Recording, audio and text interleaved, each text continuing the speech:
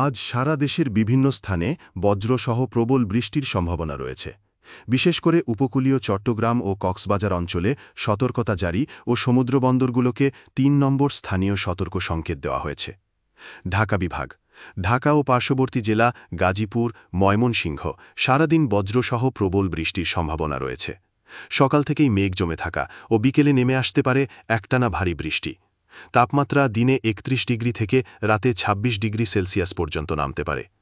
চট্টগ্রাম বিভাগ, চট্টগ্রাম ও উপকূলবর্তী জেলা কক্সবাজার, নোয়াখালী ও পাহাড়ি অঞ্চলগুলোতে আজ বৃষ্টি হতে পারে দীর্ঘ সময় জুড়ে। সাথে থাকবে বজ্রপাত ও দমকা হাওয়া। সমুদ্রবন্দরগুলোতে সতর্ক সংকেত জারি করা হয়েছে।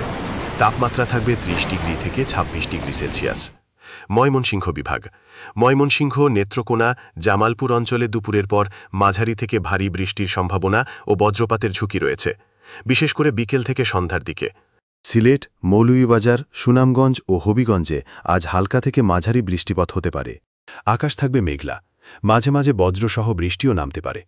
তাপমাত্রা থাকবে ৩০ ডিগ্রি থেকে ২৫ ডিগ্রির মধ্যে। তবে আজ সারাদিন বরিশাল, খুলনা ও রাজশাহী বিভাগ ও পার্শ্ববর্তী জেলাগুলোতে হালকা বৃষ্টি ও মেঘলা আবহাওয়া থাকবে। এসব অঞ্চলে বড় ধরনের কোনো ঝড় বা সতর্কতা নেই। তাপমাত্রা ৩১ ডিগ্রি থেকে ২৭ ডিগ্রি পর্যন্ত উঠানামা করতে পারে।